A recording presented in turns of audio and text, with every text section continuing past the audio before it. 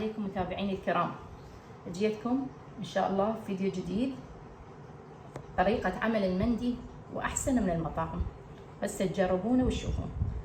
هنا عندي دجاجة 1.5 كيلو، تبلتها من البارحة بس مي وخل ابيض وليمون عصرت لهم وملح.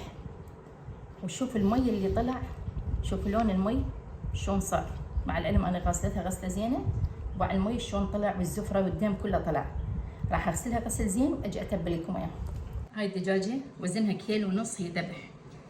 لزمت كل الزوائد مال الجناح، صلخت الجلد مالها، ما اريده كله صلخته، كله ذبيت الجلد مالها لانه بمضار الجلد.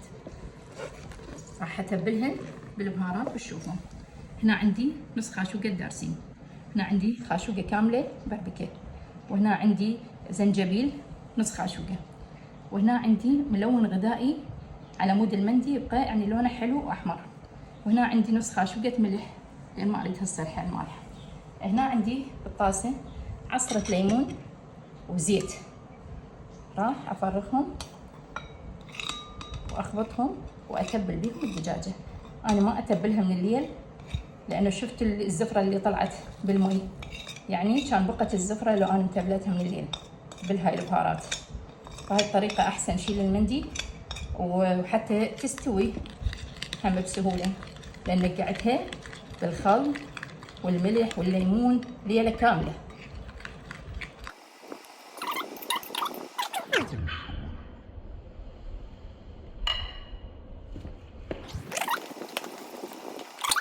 بعد ما تبلنا الدجاجه ساعتين او حتى اكثر من ساعتين هم يرهم.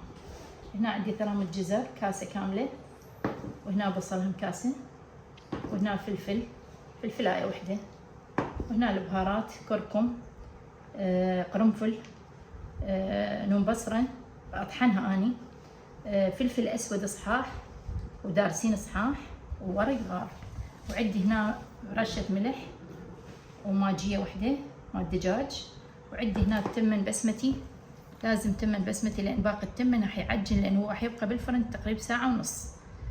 فتمن بسمتي سويت 3 قلاصات ونص، هذا مال 6 نفرات. انتقلت للطباخ، احمس البصل حمسه زين،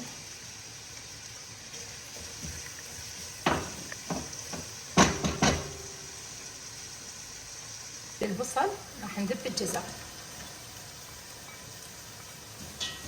نظل شوي نحمس بيه هم شويه يذبل.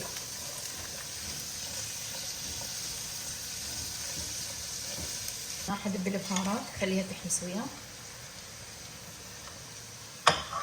اذب الفلفل هم اخليه يحمس وياهم حمسه شويه بسيطه. هنا بدأت تطلع الروائح مال البهارات، يعني يحمسون فتطلع الروائح. خليت مي بحيث مو كل شيء يغطيه لان الدجاج هم بيه مي راح ينزل عليه. هنا عندي الملح والماجي ما حدب عليه واخلطه.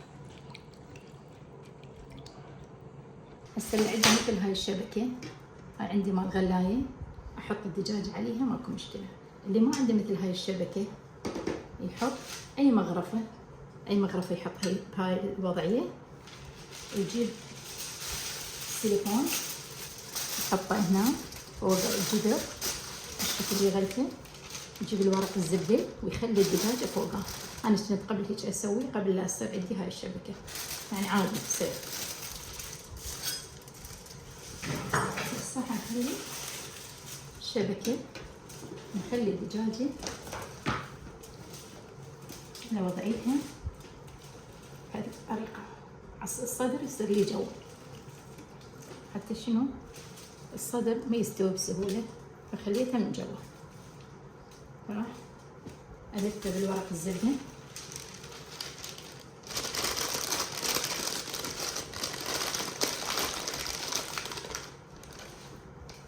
ألفه بالسيليكون لفة زينة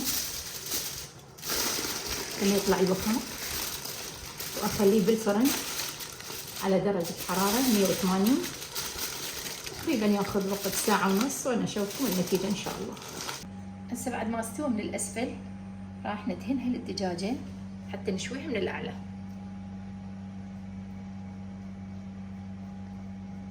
طبعا تفيدكم بالعزايم، والله لو تشتمون ريحتها كلش طيبة يعني تفيد بالمناسبات، واطيب هواية من المندي اللي نشتريه مع المطاعم. على الاقل واحد مسوي على ايده ونظيف. حتى التكلفة والله التكلفة كلش قليلة.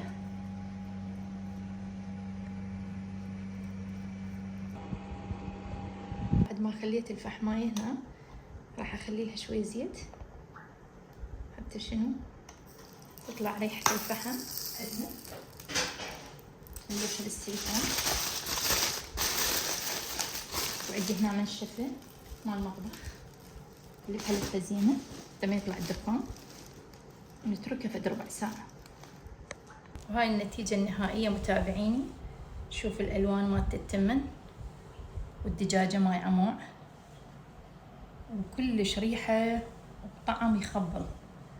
هاي بالعزايم كلش تبيض وجهكم، ومن تكلفة كلش بسيطة.